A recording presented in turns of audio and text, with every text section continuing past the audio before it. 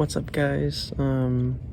We are currently on Ryan's wedding trip, or going to Ryan's wedding, and I am flying from Fargo to Minneapolis, and Minneapolis to St. Louis was the plan. I was supposed to leave at 9:30 p.m. and get in St. Louis at 11:05. It is now 1:15 a.m. and we have not left Minneapolis because they keep delaying the flight, and we are not leaving until 8:30 in the morning. So this is my first night ever sleeping in an airport. So as you can see, there's not many other brave souls asleep in the airport. They gave us a hotel and food voucher. Ooh. But I figured it wasn't worth it since you have to be back here at like 5 a.m. anyway with all the check back into security and all that. So yeah, Ryan, this wedding better be good.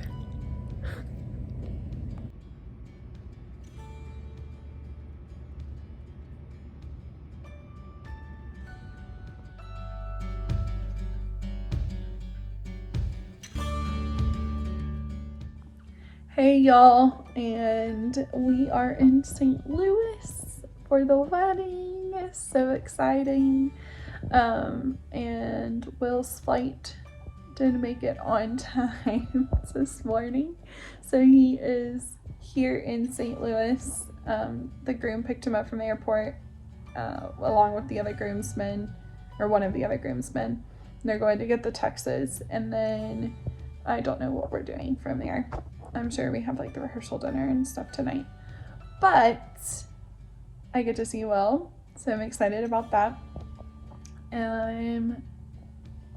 The day should be fun, as obviously Will was sleeping in an airport. I was in a hotel, but I still didn't sleep that well because I kind of like inherited this thing from my mom where if all my people aren't where they're supposed to be, I just like don't sleep well. Even though an airport's probably like the safest place Will could have been, considering like the massive security you have to walk through. But yeah, so that was it was a fun night, quite the adventure. Told y'all it could never be easy. Will and I were just talking about how if we had been together during it, we were texting and all that, and I was like, we would have been having so much fun. We still would have made the best of it. I probably would have gotten annoyed at some point, but you know, you can't control it, so it doesn't make sense to worry about it and get stressed out over it and let it ruin your whole day. And then Will got like a flight voucher for, I guess, like the horrible inconvenience that it was today. And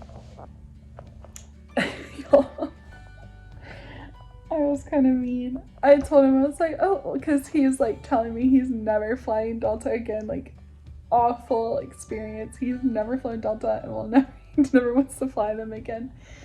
And I told him that since they gave him like a voucher, his name is obviously like on it because his name was on the ticket. And I told him, hey babe, like you can fly Delta down for our wedding. It'll be cheaper because, you know, we have the voucher, so we can save some money. And he said it was too soon. So that's where that's at. So I don't know how much I'll vlog today. If I'll vlog today, we'll see what we get. This might never see the light of YouTube, but I kind of have an awesome YouTube title from the video that Will sent me, so I almost like expect it. Like we have to come up with something. So we will see y'all when we see you. Hopefully the next clip will be Will and I together.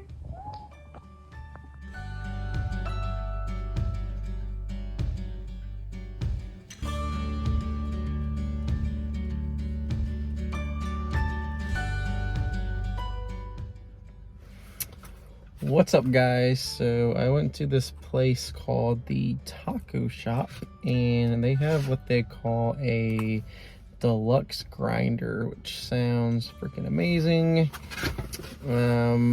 Before I show you it, it's I think it sounds better on paper than it does looking wise. But it's salami, turkey, taco meat, cheese, lettuce, ham, salsa, cheese.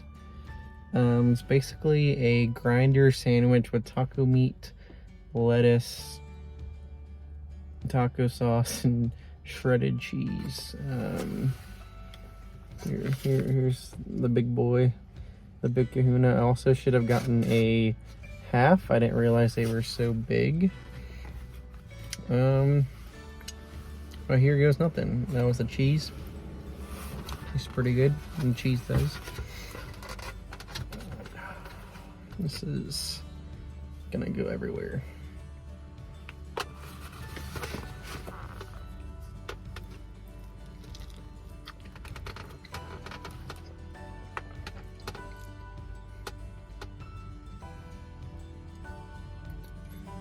Not bad.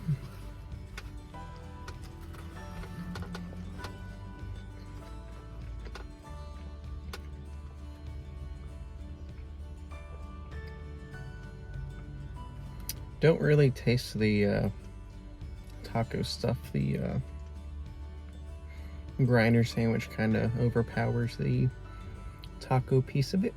Not bad though. Something I may try again. The place itself, but probably won't get this item again just because there's nothing too special about it. It is no Rica Mex. If you know, you know.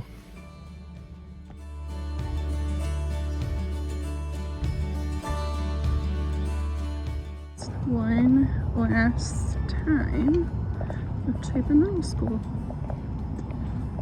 Crazy to think I started out my teaching career here and I'm moving to North Dakota. Crazy. And one last time in my classroom.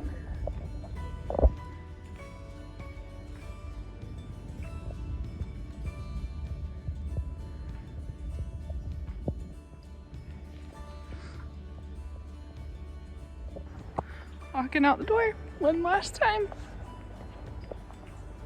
So y'all, I have been crying like all day, but I just had to pop on here and document this for the vlog because this is what this channel is about.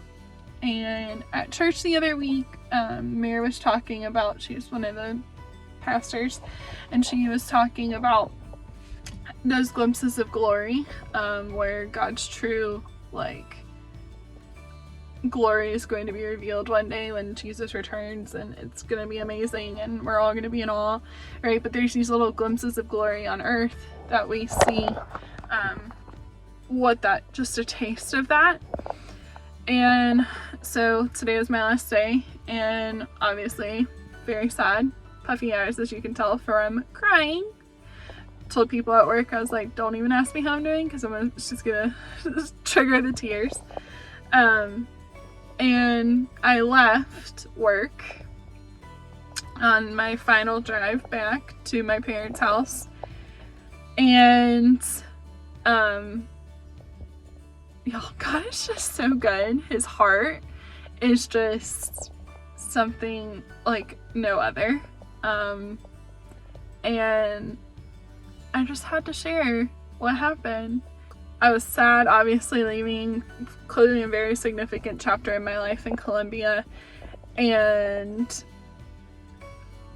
there was part of one of the confirmations when Will and I were praying about moving to North Dakota was I'm going through the Bible recap, and I was way off where I was supposed to be, but it was perfect timing, all in his timing. You know how God is. And I went and was driving to work, coincidentally, listening to it, and Tara Lee said that often we can confuse God's, we'll see lightning and we confuse it for God's wrath. but it's really God's approval of something. And when you see lightning, so the next time that you see lightning, no, it's God's approval of something. And like right then and there, lightning happened across the sky. So fast forward to today, when I am sobbing on my drive back, my last drive back, and out of nowhere, a lightning storm comes. And God's heart and tenderness in that moment of him taking care of me and loving me and just like saying you're making the right move, you're being bold, and yeah. So now I'm crying because of how good God is and not just because of how sad I am. But thought I would update because that's what this channel is about, documenting those moments, the glimpses of glory. That's what this channel is about and what Will and I want it to be about. So thought I would document, and I will see y'all when I see you. But I'm still just trying to get over how it kind of just came out of nowhere and then like left out of nowhere. Like as soon as I realized honestly that it was a lightning storm and remembered that moment from the confirmation of moving to North Dakota, I was just, y'all, God is so good.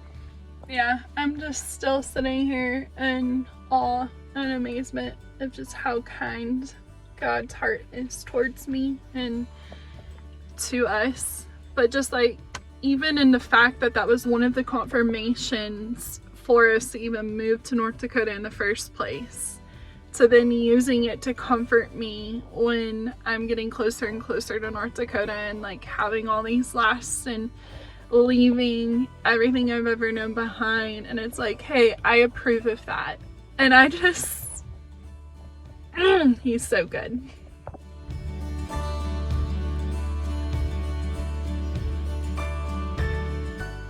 Hey guys, we're doing a quick update on our lives apart still. I get to see Carmen in 29 days, and that will be the week of our wedding. Woohoo! July 3rd cannot come soon enough. So I've been with Youth for Christ for about a month and a half now, and it's just been really eye-opening of how the United States of America doesn't really have Jesus in it anymore. Growing up in the Bible Belt and always being in the Bible Belt in the Southeast, I feel like everyone I ran into at least had knowledge of God. Where up here in North Dakota, there's already been a couple kids that we work with in the detention center that have said they don't even know who God is, which just blows my mind that someone with all the internet access and just videos and things that circulate, I've never heard about God, and it just blows my mind. So I honestly feel like every day is like I'm on a mission trip, but I'm home. Like it's a home mission trip where I'm not really out of my comfort zone, which makes it easier to share the gospel. And I think that's one of the reasons why God, I believe, called Carmen and I up here. It's been fun. I love my coworkers and getting to see their personalities more on the daily basis and starting to joke around more. I actually just bought, because yesterday was National Donuts Day, bought a dozen donuts for the office. We share an office with the Christian adoption agency, and none of them were there. One of my coworkers wasn't there, so it was just my boss and I. So a dozen donuts for 2 people. Not bad, 6 donuts a piece, you know. And then my boss tells me he started a keto diet, so I bought a dozen donuts for myself. Yay me! Just stuff like that, just funny things like that. Just makes work not really feel like work. Side note, I'm also working at Chick-fil-A, which people up here do not know the Chick-fil-A menu like at all. I was taking orders last night. We closed in like 10 minutes, and they were asking me if they could have hash browns, which is a breakfast item. And I told them 3 times, you'd have to come for breakfast that ends at 10:30, And they continue to ask, can I please have hash browns instead of potato waffle fries? No, you cannot. Also, they call the regular chicken sandwich, like just the deep fried sandwich, a crispy chicken. Who calls it that? Very confusing. I think the very first order I took here, they asked for a crispy chicken, and I said, we can't do that.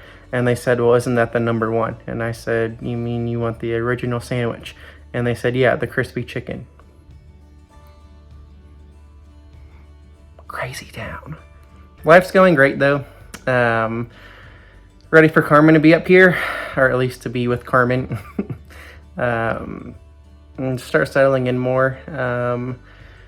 So we can find a church, start building that community, and just getting to do little things like hosting, having friends over, that kind of things, that we both love to do. All right, this Southern Eskimo is out.